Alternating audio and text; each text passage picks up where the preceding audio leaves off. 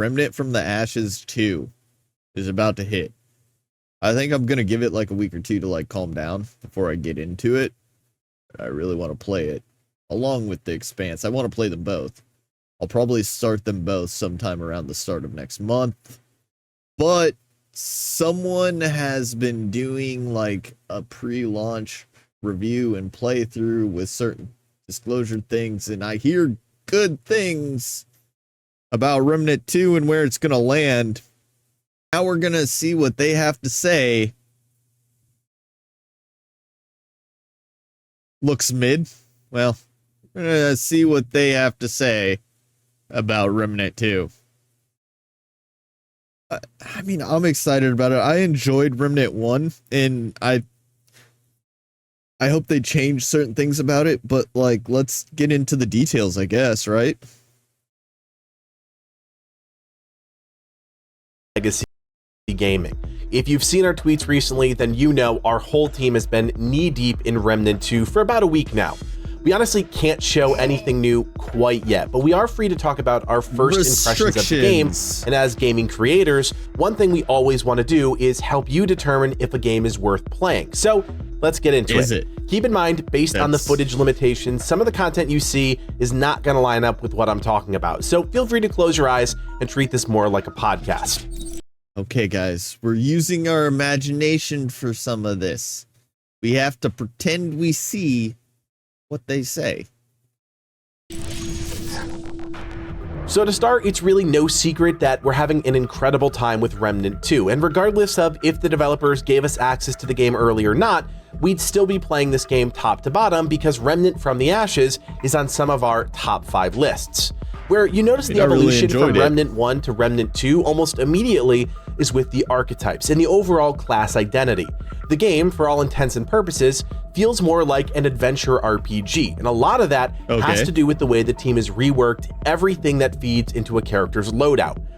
See, I did feel that like in the first one, there wasn't a lot of differentiation. There was no like real reason for picking the class that you picked in the first one. I felt that like at the end of the day, a lot of things didn't like stack and support like a team build type situation. So if they improved that system just a little bit, that would be pretty big. Skills really help define each archetype and are completely new to the game. So while mod powers function largely the same and are tied to weapons, your skills are tied to your archetype choice, which helps establish that sense of class identity. That's big. Like I said, I feel like that did not exist in the first game. It's something that I think Outriders did that very well. In the fact that you had very unique classes to build, but Outriders had a whole set of different issues that they had to work with. I think Remnant had a better gameplay experience than Outriders and like was a more developed game, but it lacked that class identity and decision making to build a class that fit your playstyle. So if they fix that and made classes more individual and unique, that'll help a lot. Beside that archetype choice, you also get a slew of passive perks as well as an archetype trait, and that feels impactful.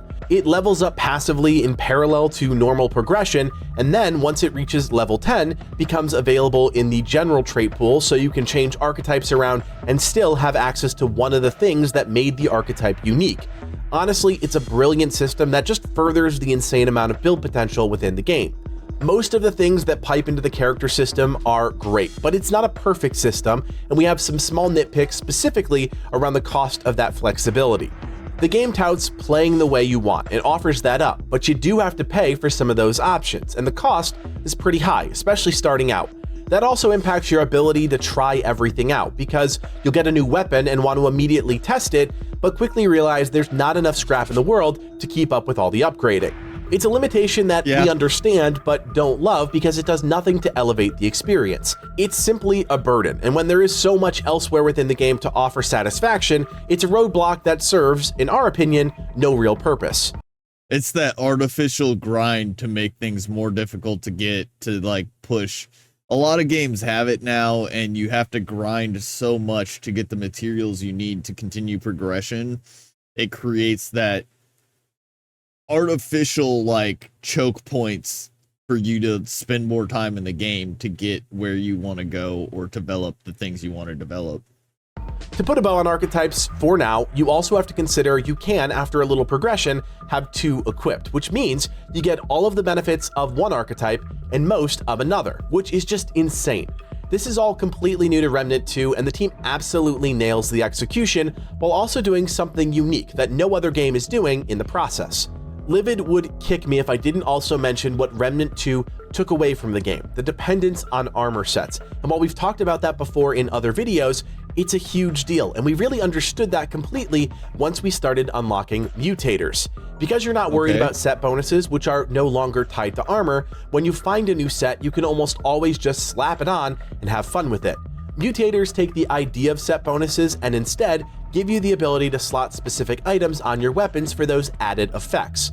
You do have to kill aberrations, which are challenging elite enemies to Wait, so the set bonus isn't tied to the gear, it's tied to something you add to the gear?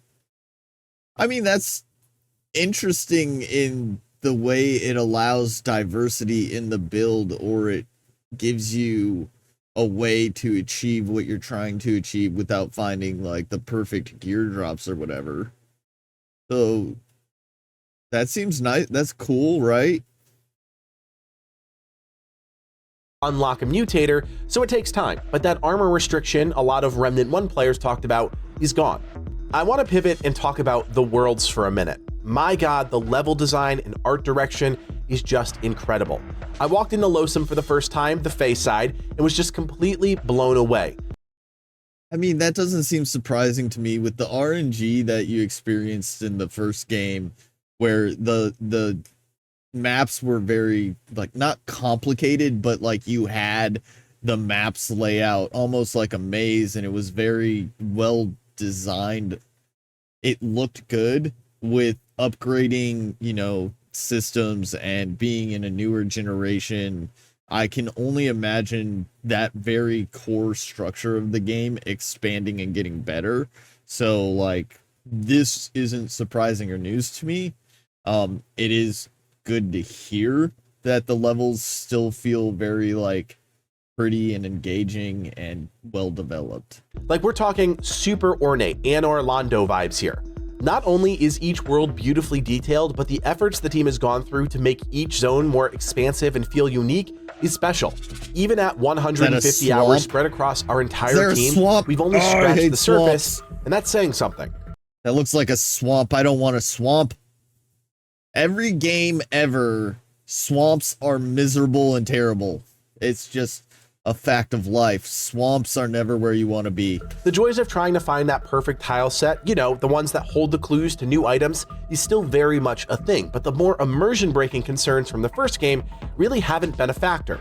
The balance between procedurally generated content and the handcrafted set pieces works, and that's not something a lot of teams have been able to perfect. There's also plenty of secrets. Oh, the joy of finding secrets in Remnant 2. You might not know this, but Livid is the true Remnant expert on the team. I'm really the newbie, and to unpack some of the things Gunfire Games has hidden around the map is absurd. We're talking actual secrets, not something marked on a map that requires you to push. Collectibles? I mean, I do like having secrets across the map. I enjoy games that reward your sense of exploration. I don't necessarily like games that have a lot to explore but no reason to explore it. So if there's armor bonuses, weapon bonuses, actual things aside from just, oh, this goes on my trophy case, that's out there to explore for, that makes a game so much more enjoyable, in my opinion. I want to go out and look around and see this world that they developed, but I want to do it for a reason, not just because I want to see something. I want to be rewarded for map exploration and 100% map viewing and stuff like that. A button. The amount of brain power it takes to solve some of these things is fantastic, and an experience I didn't realize I missed in my video games. Obviously, no spoilers here. This is just impressions. A lot of but when you games do have go been hands-on, failing to do check that. everything. And I do mean everything. For the sake of time, I think we need to touch on combat, because at the end of the day, that's a huge factor for a lot of players. The point. The long and short of it is this: it feels absolutely amazing. The clunkiness that is often associated with Remnant 1 has, in our opinion, received a nice coat of polish, but that's to be expected given the core development team is still very much intact. Do we still mess up trying to revive each other and end up petting the dog? You bet, but it still feels way better. Where some people might be I'm sorry, Chili. Barbaric, I can't get you. The dog's in the way. I know you're dying, Barbaric. But I just need to pet my dog real quick. Don't mind me. You know what? That's like that's one of those buggy quirks that's like endearing in a game sometimes. It's super frustrating in the moment, but when you look back at it and you're like, yeah, no, it just happens. It can be funny and it can add a lot of enjoyment to the game, but like, it's a problem. I feel like in situations like that, there should be some way to develop like a prioritization. So like if I'm standing right next to my downed partner and the dog is right next to him, my character should prioritize the fact that I probably want to pick up my partner instead of pet my dog. I feel like that's a reasonable thing. Be surprised is on the subject of difficulty. It's a tough game. There's no doubt about that, and we all know that. But to find that on many fronts the game is more challenging than Remnant from the Ashes may be news to some of you. I don't want to deter anyone from considering the game, just realize that if you play most games on a harder setting, you're gonna need to temper expectations. As a group that started out on the veteran difficulty, still struggling at times to defeat some of the game's challenging bosses, yeah, it's a shock, but that only furthers the satisfaction of actually defeating something. I classify Remnant 2's difficulty progression as stepping stones. You play on a lower difficulty so that you can gear up and reach that next rung on the ladder, then grind it out some more, reach that next difficulty until you're eventually pushing Apocalypse, the hardest difficulty in the game. Okay. The best part? Each difficulty presents the chance to find new loot in general and from bosses. And man, speaking of bosses, let's just talk about that for a second. I love a good boss fight, I really do. And when I got my first taste of some of the fights in Remnant 2, I just felt complete. There are some fights where things feel a powerful enemy that utilizes a couple core abilities. There are other fights where your brain is constantly on overdrive as you're trying to learn patterns, coordinate movements, and just control the chaos.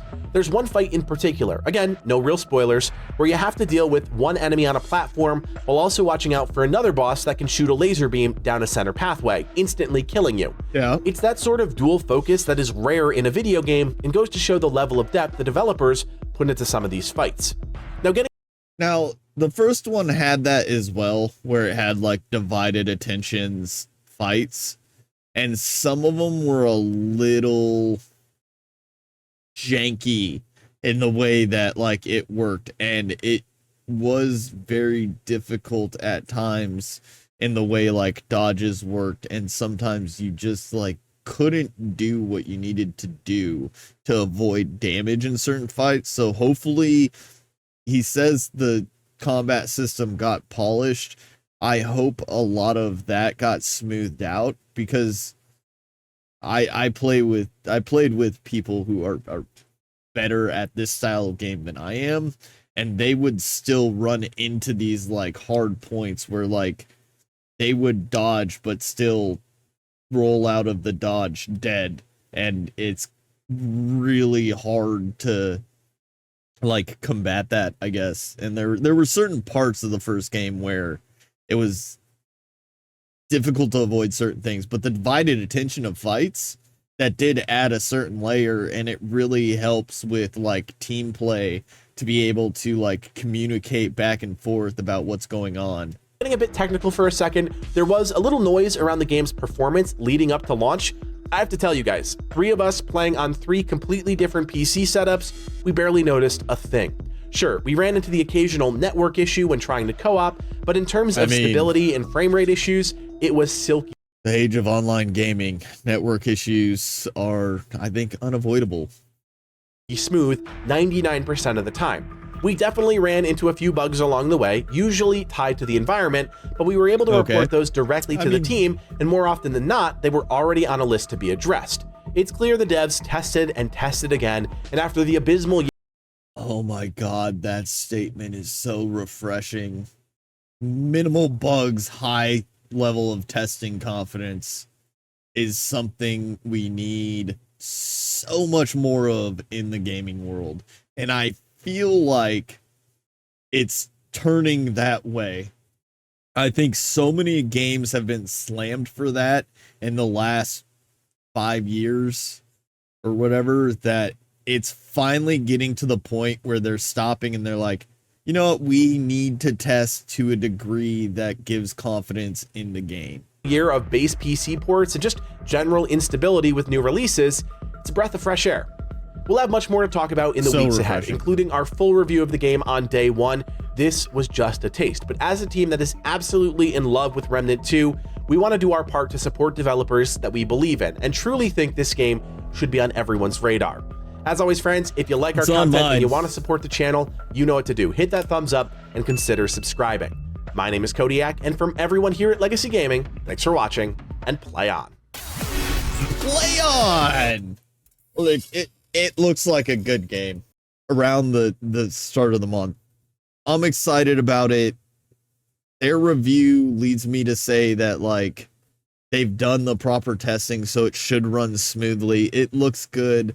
The level design, I mean, it feels like it's a good continuation of the franchise, and I really like what they said they've added in the way of class building in the game as opposed to what the first game had. So I think it's going to be a more engaging game for me than Remnant 1 was, and I really did enjoy Remnant 1. We just, you know, we had some issues, but we got through them, and like, it was a fun game. It was a good team experience. So if Remnant 2 added the things that I kind of wish it had, then I think it's going to be something that I really enjoy. So I'm going to be playing it. As always, make sure you guys check out the video, give it a like. Pretty informative. I'm glad the way they worded things kind of gave me the information I needed. I know they're probably restricted on what they can say, but I think they did a really good video explaining their thoughts on it. And subscribe, do this stuff. You want all that? All of that. Hey there, it's Skeg Broggy. Thanks for watching the video. And if you enjoyed it, please let me know in the comments below. Don't forget to hit the like and subscribe button and follow me here on Twitch for more awesome content. Link is in the description.